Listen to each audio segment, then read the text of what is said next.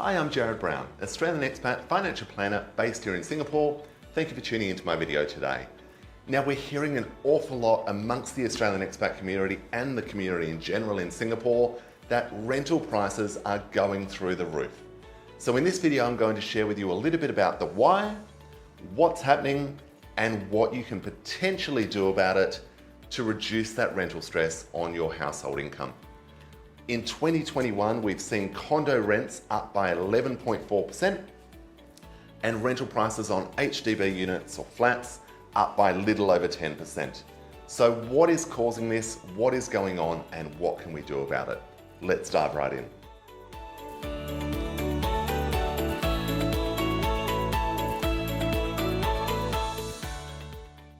Now, there are a few key reasons for the jumps in the rental prices of both HDB and private condos, particularly due to the COVID-19 pandemic.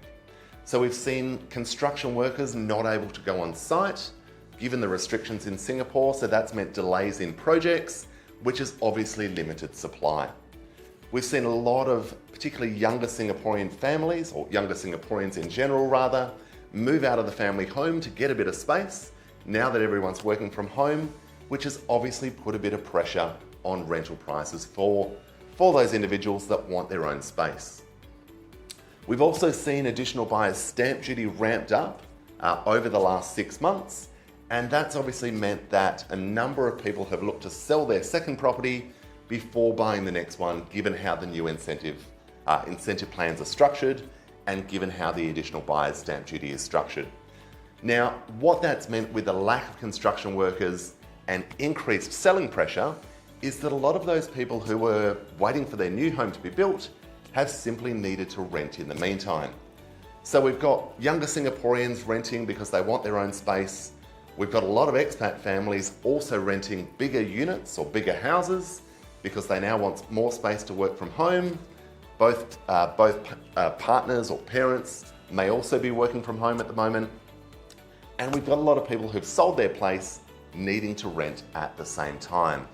We've also got a lot of people in Singapore, Singaporeans or people who've lived in Singapore for a while, who may have taken an overseas posting, who've decided to either delay that or simply give up that option.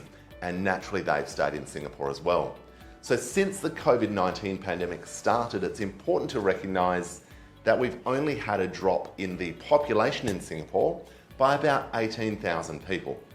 Now, when we're talking a population of 5.5 million, that really is a drop in the ocean, and that is why we're seeing this increased pressure on rental prices that is likely to continue for the rest of 22 until we start to see supply ramp up, construction continue, and new projects opening doors and really reducing some of that supply pressure. So now that we have a bit of an idea of what's happening with rental prices in Singapore and a bit of an understanding of the why, what can we actually do as Australians in Singapore to reduce some of this rental burden? Now, the first thing that we can do is, if our lease is coming up to its expiry, to its renewal, is you may want to consider asking your landlord for a slight extension.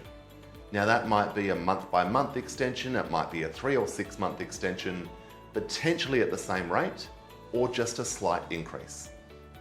That may mean that you don't actually need to be finding a new place to live while there is so much pressure on rental prices in the market at the moment, but you might be able to delay that to 6 or 12 months into the future, when hopefully there is less pressure on rental and you've got more options. So that's certainly one of your options to consider. The second one to think about is the rate at which you're actually renegotiating your lease. So we know that on average, private condos have gone up by about 11% in 2021. They're certainly up a little bit more in the first few months of 2022, but that may give you some guidance. We're hearing stories from clients and other Australians in Singapore that they're being asked to pay anywhere from 20 to 30% higher than they were on. So now that you have a bit of the data, potentially that gives you a little bit more firepower when you're negotiating with your landlord or having your agent do so for you.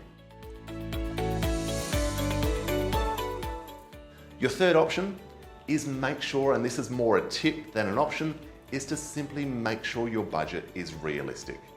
So don't simply pay more because you want to stay in the same place if that's going to put financial pressure on you and your household. Because we may not see a reversion in these rental prices and they may stay up at these levels and continue to climb from here. My next tip for you is to make sure that you've got a good agent representing your interests.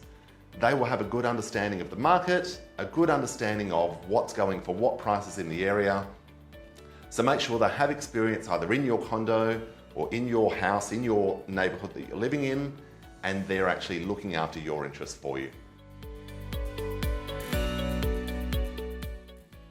The next tip I would suggest for you is consider the neighborhood. So if you are finding that rental prices in your condo or in your area are rocketing along and you don't actually want to pay that much or feel that it's getting a bit too burdensome for you, consider moving to a neighborhood that might only be 1 or 2 stops away.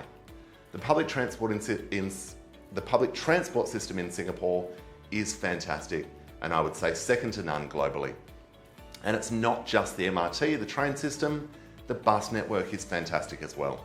So consider your options. It may mean that you're 1 or 2 stops a little bit further away, but if that's going to save you a lot of money and reduce that stress on your family, it may be very worthwhile doing. And my final tip for you is to consider if you can work from home or even work from home a few days a week. We're finding that a lot of companies are a lot more flexible in their workplace arrangements now. Many employees are being offered the ability to work 1 or 2 days a week from home. That may mean that you can live a little bit further away and potentially reduce that pressure on your rent and obviously your personal finances. Now, if you have any questions around renting, leasing contracts, whatever it may be, feel free to drop me a note in the comments. Thank you very much for tuning in, and I look forward to seeing you next time.